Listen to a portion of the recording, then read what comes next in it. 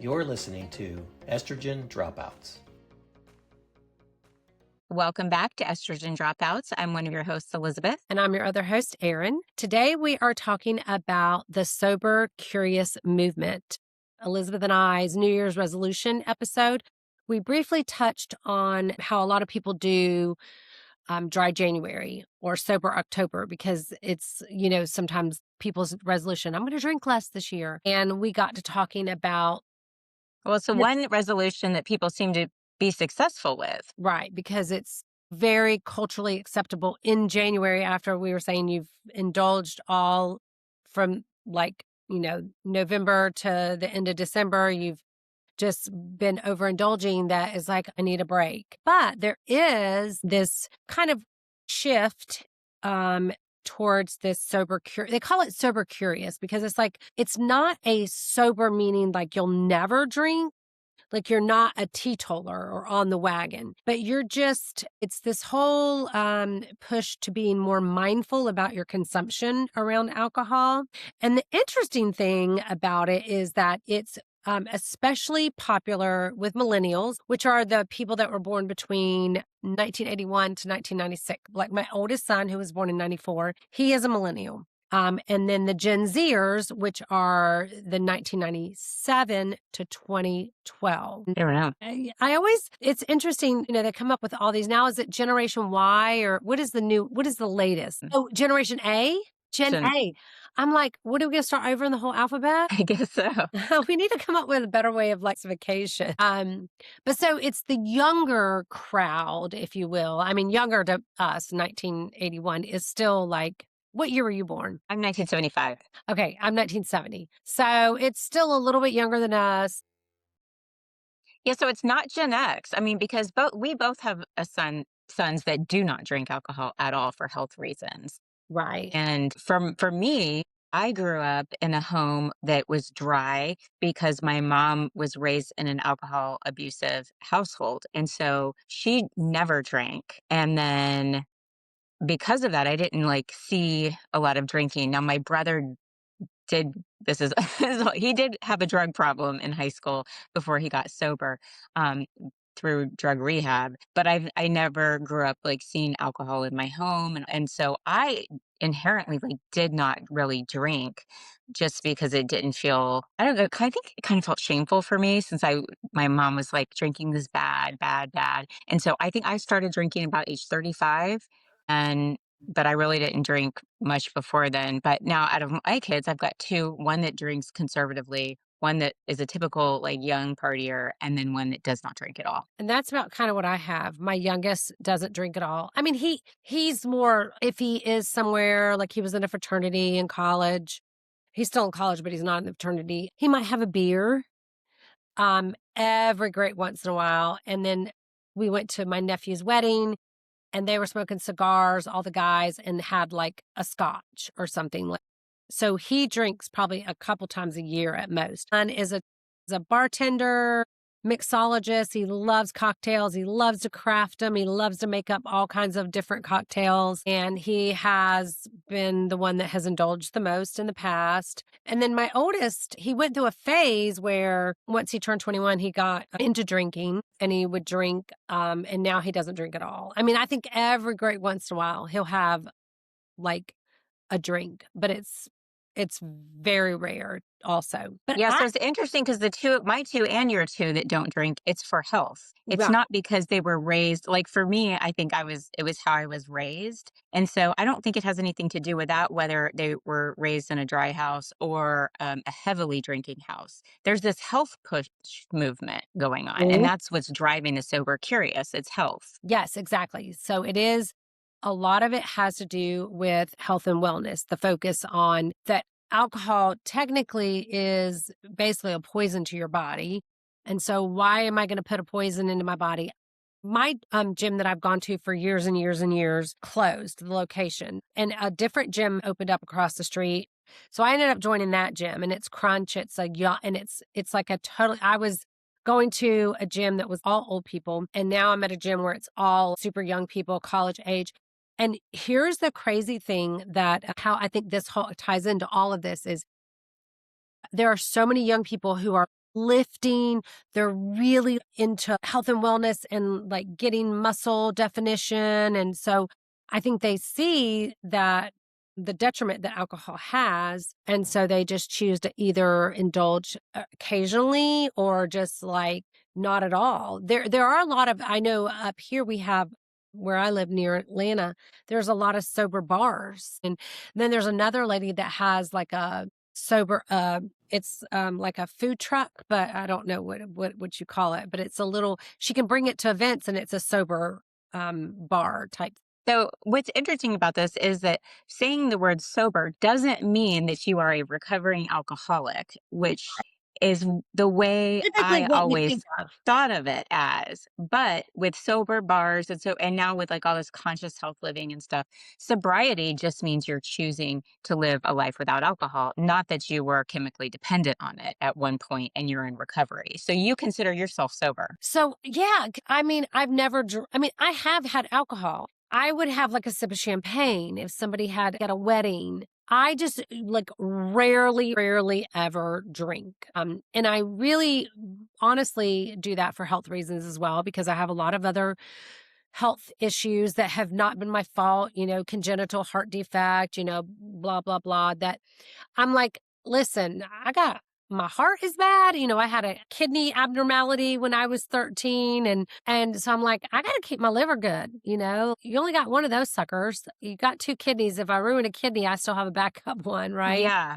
And I just think Gen X is, I don't know how millennials are, but I think Gen X and boomers are so not educated on the adverse health effects of alcohol. So over the summer, my son is a neuroscience major, and he said to me when I was at the lake, I had a drink, like a single drink, and he said, I just don't understand why you're drinking. And he goes, you do know it kills your brain cells every time you have a drink. And I said, well, yeah, if you get like blackout drunk, because that's what I thought. Like if I had heard growing up, like if you get blackout drunk, you're killing brain cells. And he goes, no, every time you drink alcohol, you are killing brain cells. It is literally poison. And he goes, it just doesn't make sense why anyone who is intelligent at all would willingly kill their brain cells. And I was, Well, oh, okay. so many brain cells. So killing a few.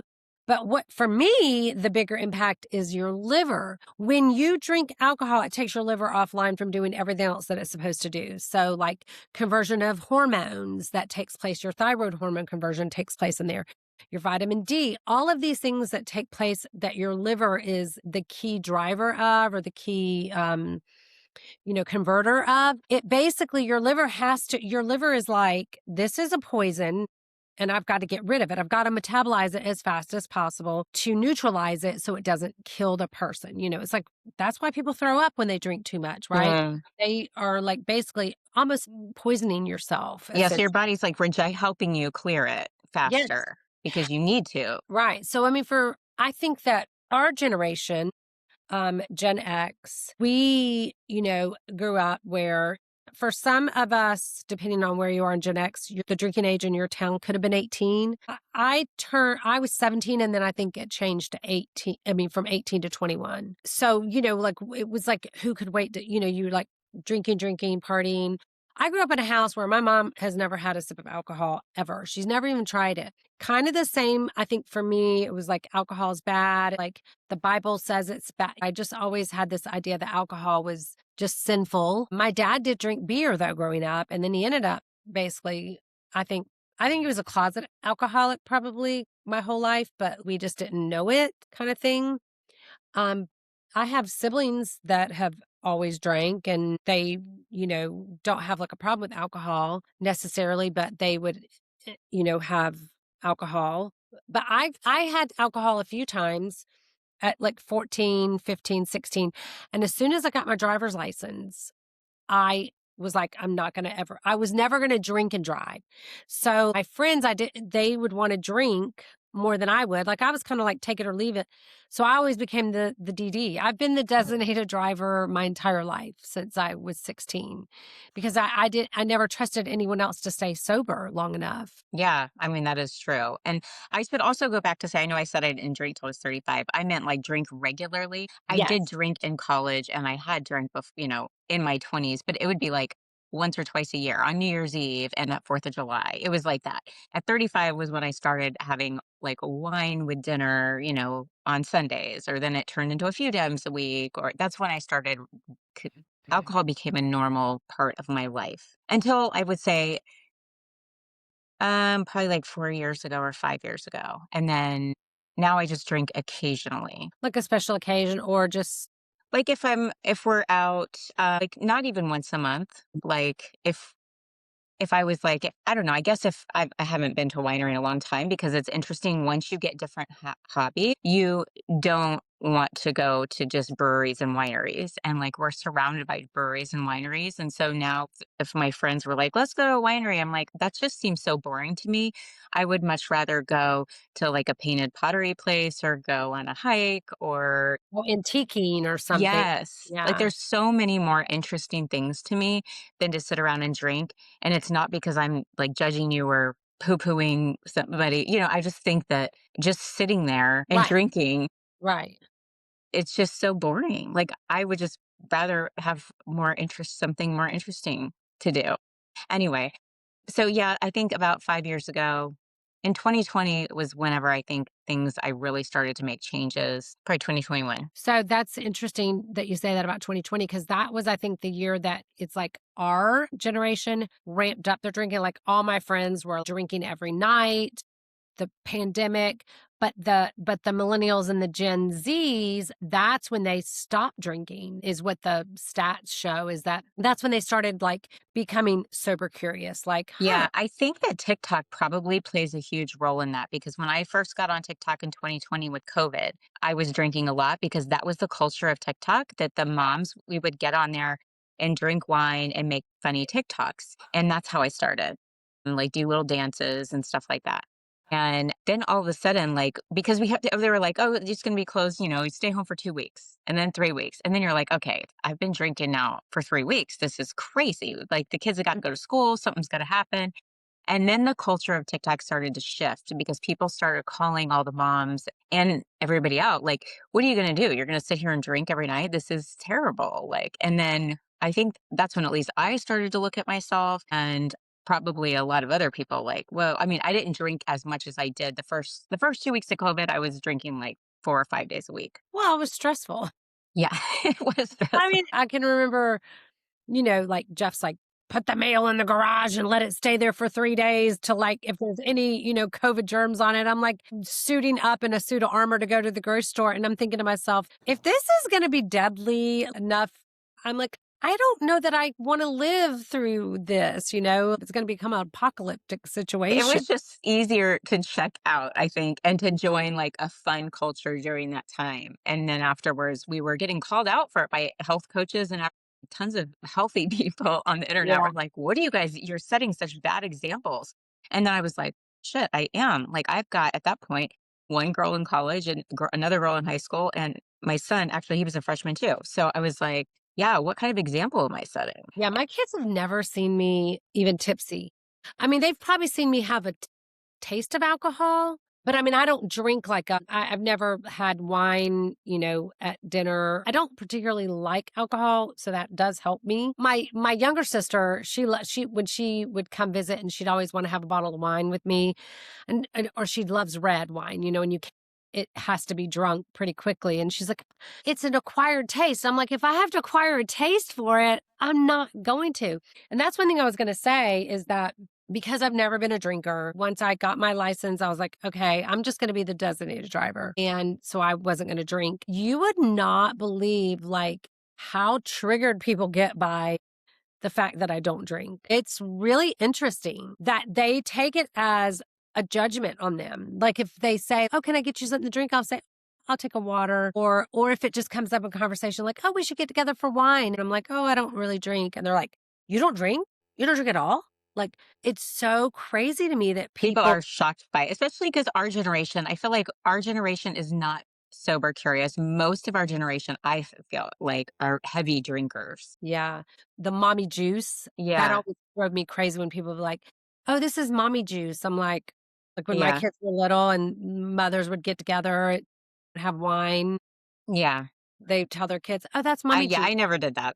I never drank in front of my kids until Hannah was in college and then earlier. Then I started drinking responsibly in front of them Yeah. on occasion, like at the lake or whatever, but not like hanging out at home. Or I just never, I think because of how I was brought up. So I'm not shaming anybody else if you have. I'm just saying, like, I think because of how I was brought up in a dry home, it did feel like kind of shamey to me. And so I think, though, for you, Aaron, like that is interesting because I'm always, anytime I see someone that doesn't drink, I'm always like so impressed. I'm like, you don't drink? And then I do that. But I'm like, wow, that's awesome. Like, that's what I'm Yeah, most people thinking. aren't doing it because they're impressed. It's almost like they're shocked that there exists a person that doesn't drink alcohol. But I also don't drink coffee, and that freaks a lot of people out too. They're like, "How do you get up in the morning?" I'm like, "I just wake up." Like, "How do you get going?" I'm like, I don't need coffee." They just think it's so weird, you know? I know, especially because coffee and wine were both acquired tastes for me. I didn't like either from the go, from the jump. And I'm like, if I have to acquire a taste for it, I'm Well, just that's the smarter way to be, then it's not worth it. yeah, I'm like, I'm sorry. Coffee, it's not for me, I would have to add so much sugar and cream, then it becomes like a dessert. And I don't want to waste my calories Yeah. on this sugary coffee drink because, you know, I want to be able to have my calories for other things. Cause if I want to have like chocolate or some kind of dessert, I'd rather have my calories saved up for that. And I feel that way about alcohol too. Oh, I do. I feel that way about coffee and alcohol. It's like, why would I want to drink my calories? I'd prefer to eat them. Yeah. Well, I was talking to one of my friends about what the episode was going to be about. This was a couple days ago, and she's about 46, I think, so, like mid to late 40s, and she was telling me like in the friend group that she's in, they meet at bars like 3 times a week to Oh, drink. I could not drink that much. Only a couple of them have kids, so the people that have kids may not be Is able to she meet. single? She's married, and she was saying actually because she's cut back way back because she got married recently in the last couple of years. But when she was single, they go out like 3 or 4 times a week. Could see going out that much if I was single, if I was trying to meet someone and I really didn't. I mean, I still think that's probably one of the best ways to meet people that well online now, but then Yeah, also bars. But I can see doing that. But as I'm not saying like it's, I don't, I go to bars without Chris with my girlfriend. So I'm not saying you shouldn't go out without your, it's not that. It's just, that seems like, I would think I would be like tired of that lifestyle. I'd be like, I need to stay home. yeah, like 3 or 4 times a week. I'd be like,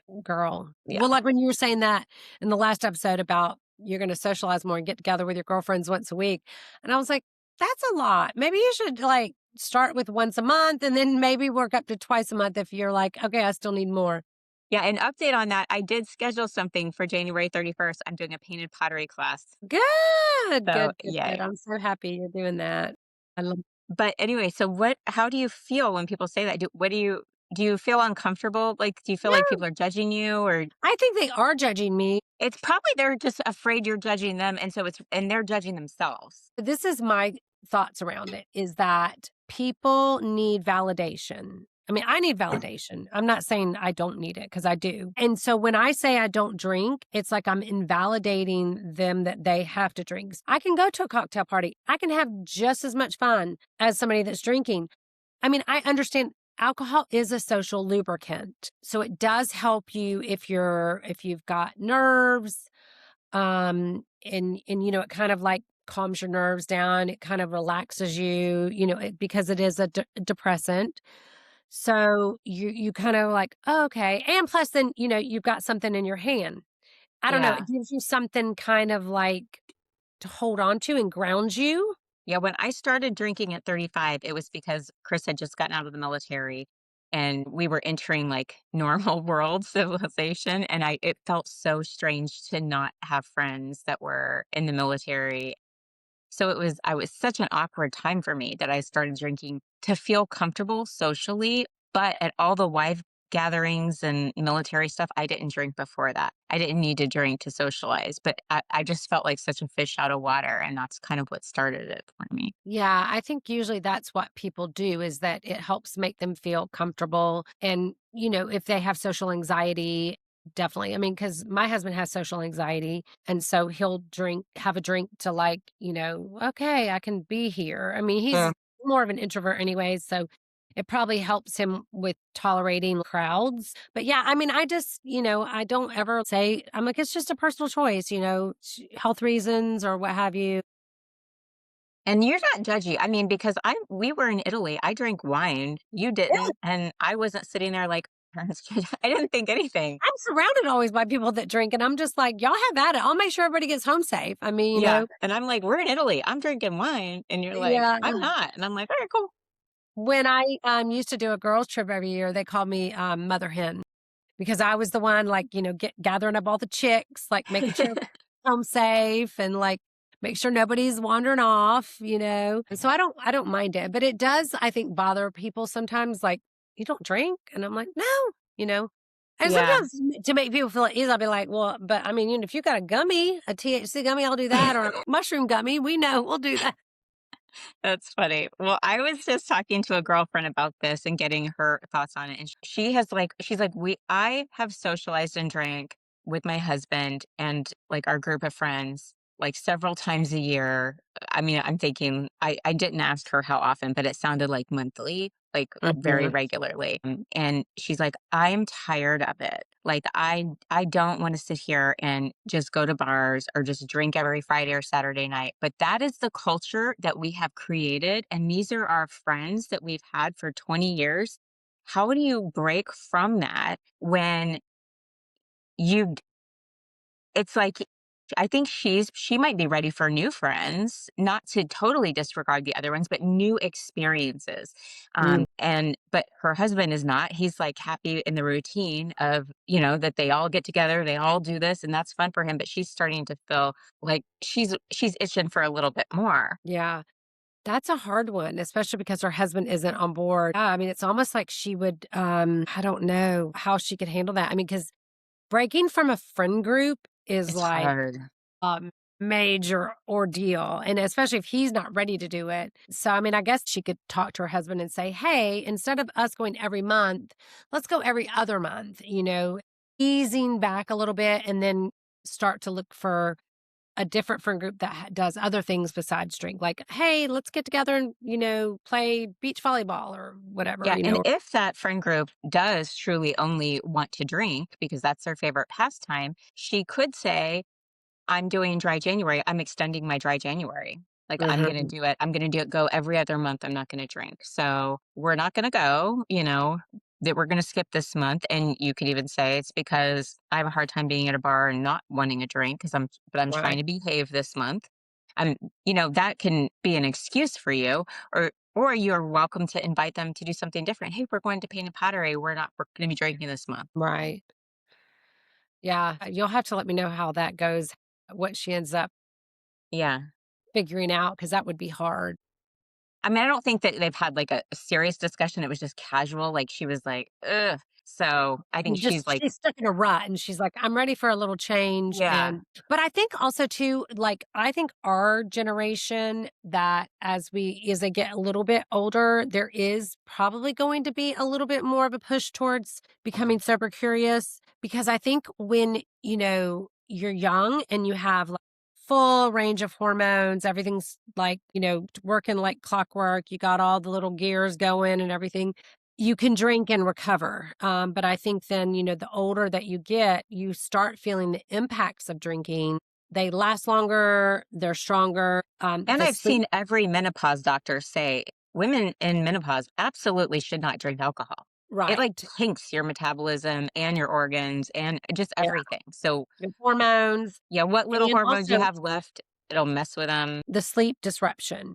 So a Hmm. lot of times people think, oh, I drink wine and then I can go to sleep. And alcohol does make you sleepy. But then what happens is at 3 o'clock in the morning, that's when you wake up because your liver has done the detoxing. And then there's this like cortisol spike that happens because your blood sugar's dropped. And so you end up getting that nighttime wakefulness at 3 a.m. And you're like, why am I awake at this Yeah, time? and you're not really sleeping well when you are asleep. It's not deep sleep. No, and I'm all about my deep sleep in my room. I mean, I check this sucker first. I've gotten better where I don't check my aura in the very first thing because sometimes it would affect my day or I guess it's the placebo effect. I would be like, oh, I feel pretty good. And then I check my score and it's like a 72. And I'm like, what the hell? I feel good. Like, why? And then it would affect me and it would make me be like, well, I am You kind start to get of tired. tired, like, "Oh, I really didn't sleep as good as I thought." Yeah. But even then, sometimes I'd be like, oh, I felt like I didn't sleep that well. And then I'm like, you got an 86. And I'm like, that's bullshit. But it's like, you got an, hour and 55 minutes of deep sleep. I'm like, why do I still feel tired then? Yeah, So, I know. I've gotta focus more on my sleep this year. That's another definite goal I have. It's so important for our overall health. If somebody wants to stop drinking or to start being sober curious, I think for me, how I stopped, well, first you have to examine why you're drinking. When I was at the height of my drinking, now I was never an alcoholic and didn't have well, I mean, I wouldn't say I didn't have a problem. I think if you're using alcohol to escape, that's a problem. Whether or right. not you are a true alcoholic, I could stop at any time. But if you're unhappy and you're using it as an escapism, the method to escape, that's just not good for you. And so, in that sense, it was a problem. I started drinking probably around, I mean, obviously I started drinking more after 35, but when I hit around 40, that's when I moved into a country club and I started going out during the day with all the country club women and we started hitting all the wineries. And so then it started as like a social thing. And then it was like my husband got a different career and he was just working all the time and wasn't present. And I was just lonely for him. So it wasn't even, I had tons of girlfriends, but it was him that I felt like I was. And so, and because of the nature of our life, it just wasn't working for us to really, I think, focus on our marriage at that time because of his schedule. And he was working weekends and evenings. It was just very hard. And so at that time, I started drinking out of loneliness and just Mhm. acceptance. Like that was my way of being, I don't know, or hopeless, I think was more. I was gonna say it was like just a way to like probably even dull the Yeah, loneliness. to numb Like, it. yeah. And so I'm not saying everybody that drinks multiple times a week, like, is doing it for that. That was definitely why I was doing it. And then once we started focusing more on our marriage and he got better hours after 2020, then I felt like that all cleared right up, or I just stopped using that crutch anymore. But before that, for me, it was that. But I also have friends who will say, oh, well, that's not my problem. I'm in a perfectly happy marriage and I don't have any issues. But yet they have no hobbies. Their hobbies are It that's are fine. drinking. Yeah, that's it. That's not a hobby. That's escapism. If your hobbies are eating, drinking, or spending money like shopping, those are escapes and you're escaping something. You've got to get a true hobby. And so I think start really reflecting on what are some other things that you can do and incorporate into your life that you can find interesting. One, just to be a more interesting person, too, because it grows your brain when you have new Mhm. experiences. It's good for longevity. It's good for health as we age, and alcohol leads to dementia and Alzheimer's and, all kinds of stuff. So start trying new things. And if you don't want to take it away, that's okay. Add new things in, and maybe eventually you can, It'll drop down naturally yeah. because you're like focused on other things. So you're not just like coming home from work or after you've cooked dinner and opening up a bottle of wine.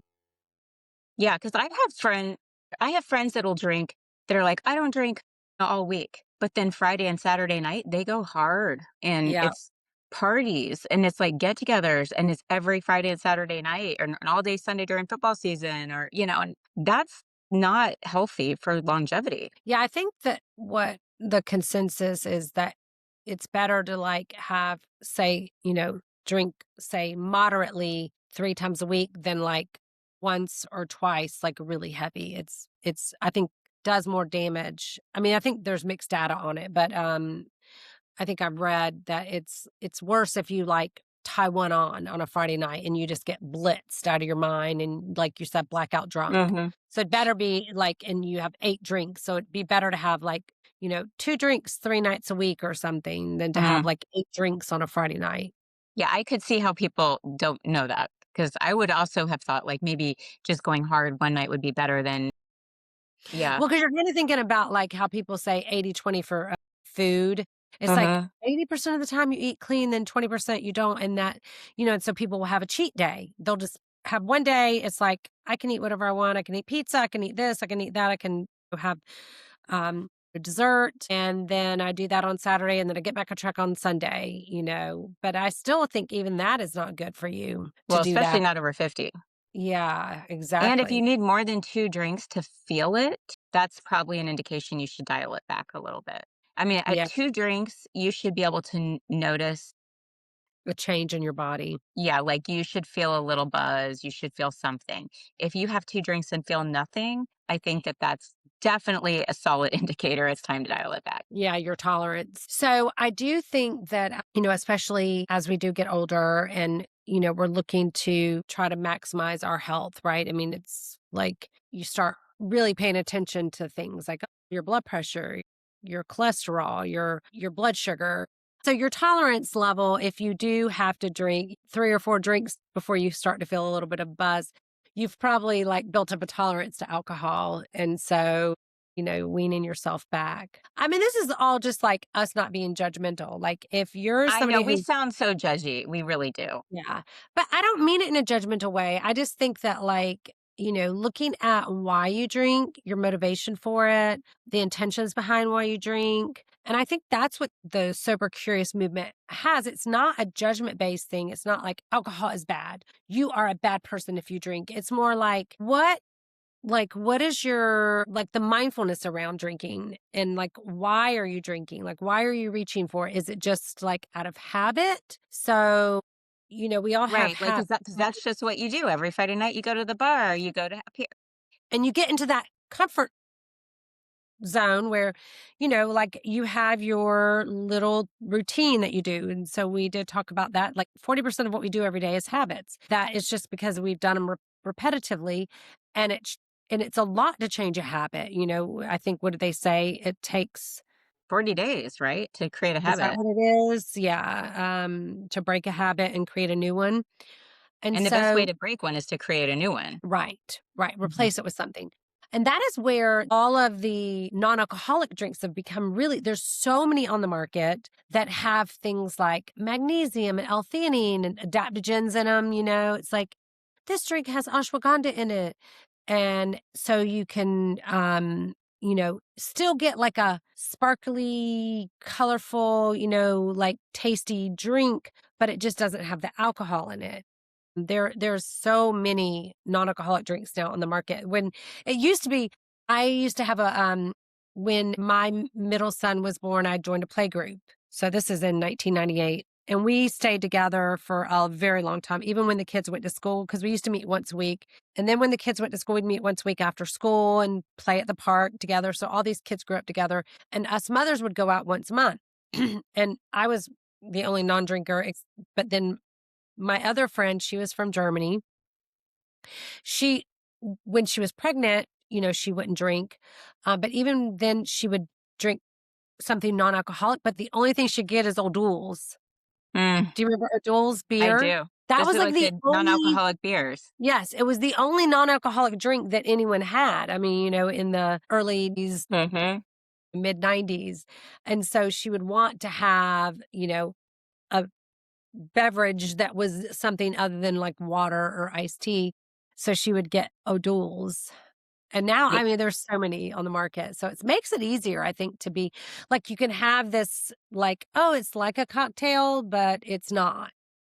It Yeah, doesn't I have that. love that. And you can also, like, start different activity groups or, like, adventure groups or just so I just found 2 different ones last night on Facebook, but before that, like, in my community, it just so happens that a bunch of women must be feeling, and they're all in our age group, this urge to connect, and which I think is interesting because there's 3 different new, like, Gen X women groups in my community, and one is, like, just a mahjong group, and somebody just posted that one actually today. And then yesterday, somebody started, I'm in Northern Virginia, a Northern Virginia activities group. And so you're doing something, you're not going to a bar. And so, in order to join, you have to also, 1 week or 1 month, you're going to host. So it's once a month and you're Oh, doing physical, not, you don't have to host at your house, but you have to come up with the idea. whatever the Yes. activity is. You're like, "We're gonna go to this state park. We're gonna hike the, lightning trail, and then we're gonna go to, the such and such Yeah. restaurant." So, and it can be whatever you want. So, actually, this month they're doing a cooking class. So I'm like, that sounds cool. And so, and then on another group, I just signed up for that's the pottery class. I just pottery painting at the end of the month. I'm like, oh, that's that's right up my alley. I'll do that. But all of them sound interesting. And so I think that if you have a Facebook is great for groups. If you have a community page in your neighborhood, Mahjong is like huge right now. It's popping off. Like you could be like, hey, anyone want to play Mahjong or learn Mahjong? That was actually the post Mm. today. It was like, does anyone know how to play? I want to learn it and I want to start a group. And there I had 28 comments on it. And then this woman goes, that's it. I'm going to just start a group and we're going to learn to play. And then somebody else posted about a specific book they wanted to read and asked if anybody wanted to read it. And all these people commented and were like, I'll do it with you.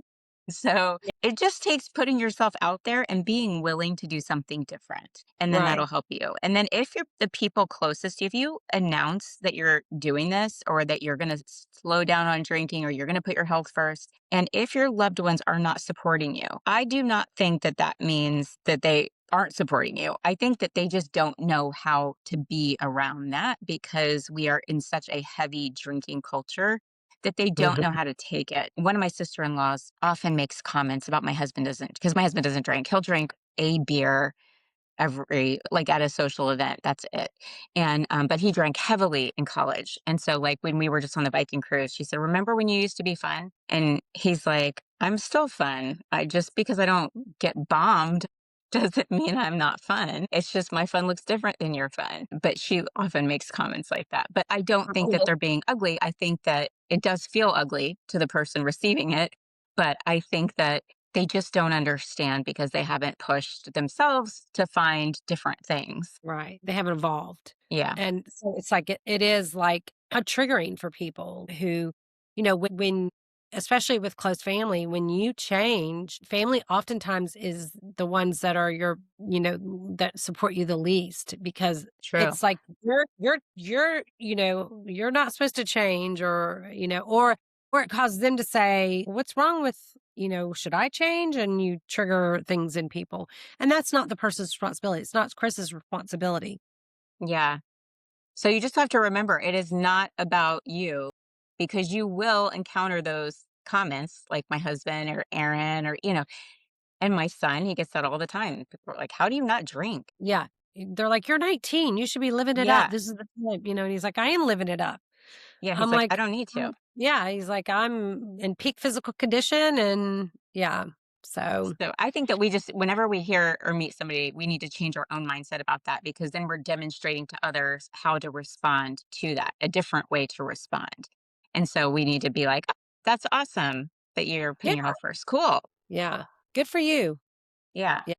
Well, I don't think I have anything else to add to the sober curious movement that we're talking about. Do you? I don't, I mean, yeah, the only thing I'll say is that I don't have my intention personally is not to never drink. My intention, I enjoy a good buzz. Like I enjoy that on occasion, but a handful of times a year, like at a wedding or at a party, at a holiday party or at the lake in the summer or something on occasion, yes. But for me, I have enjoyed cutting back and not making it a part of my daily life or my normal weekend routine.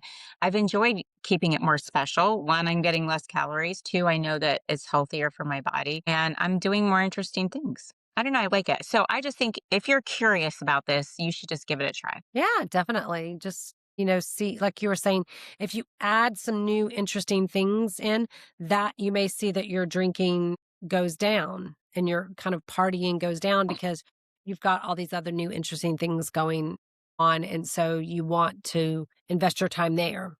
And we're Yeah. always influencing our kids, even if they're adults and our friends. And so I just think like the footprint I want to leave is I want to encourage people around me to live their best life, and that would be a healthy life.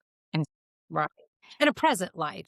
I yeah, think, just like you were saying, when you are using alcohol to like check out, yes, then present. So, and that's one of the things that for me in the last 10 years, especially I've been trying to do since I've been on my yoga journey is staying present and not because I would always have a tendency of living in the future. Like, well, when this happens, things will be better.